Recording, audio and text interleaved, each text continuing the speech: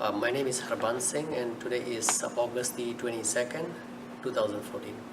I was 24 years old in 1984. I was working at a construction site in 1984.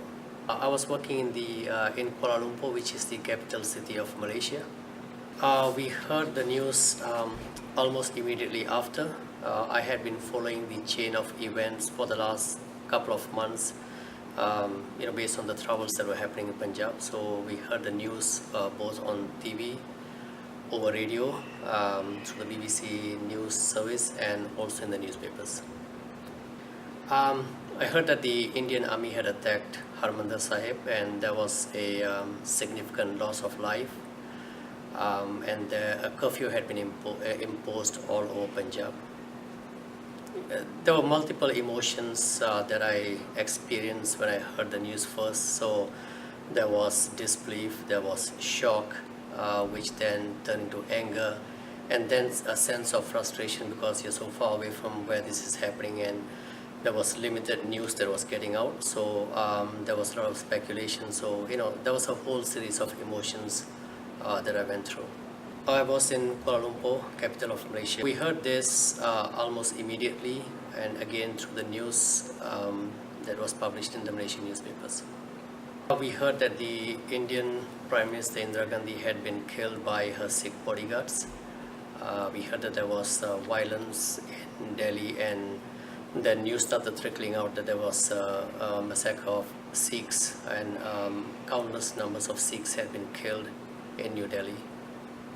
The reaction was very much similar to the reaction or the experience that we went through in June.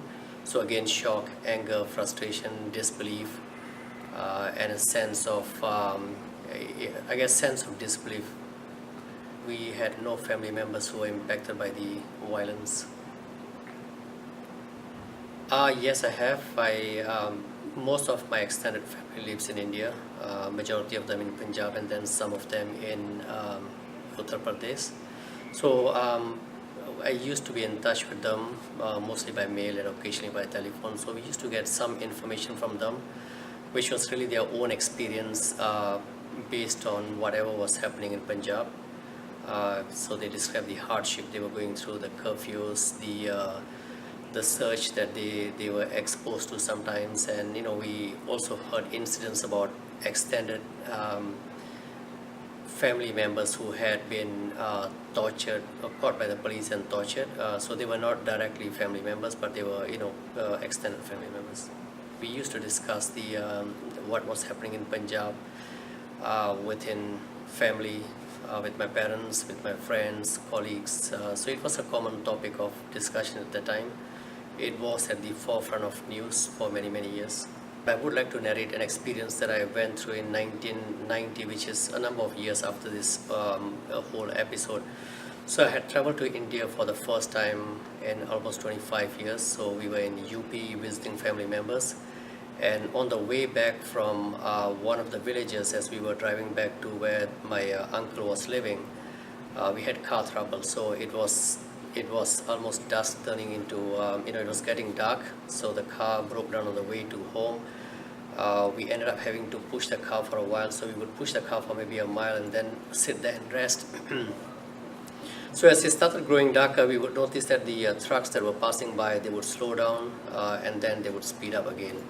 So almost half an hour later, we actually were surrounded by 3 or 4 jeep loads of army and police officers with their, they actually had their machine guns pointed at us. I'm assuming that somebody may have reported to them that there was a group of suspects by the roadside. So they surrounded us and they started asking us questions. So fortunately, one of my cousins had a medical practice in the same area, and one of the police officers happened to recognize him. So then they, once they were confident that we were not terrorists, they told us to move away, and then they let us go. In my opinion, I think it's a failure of many different, groups or individuals. There was the failure on the part of the Sikh leadership. There was the failure on the part of the Indian, political leaders. there was the failure on the part of the Sikhs and even the Hindus themselves. We let the situation, I guess we along with everybody else have to take the responsibility for what happened. Although we were the victims for the most part, but I think we perhaps did contribute towards what happened to us in the end. So maybe we didn't have strong enough leaders. Maybe we didn't have a very clear vision or goal in mind, and maybe we didn't take the steps that we should have taken, or our leadership should have taken well in advance to prevent the issue from escalating to the level it did. Well, at the early stages, it reinforced the values of Sikhism. It made me realize again that we were unique.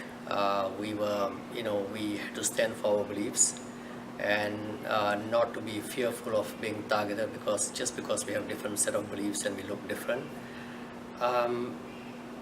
Over time, I think it taught me that the revenge, which was one of the emotions that I went through when this incident first happened, revenge is not the right way to seek resolution. So you have to find a way to reach out to others. You have to find a way to get along with others, and you have to find a way to fight for your rights without resorting to violence.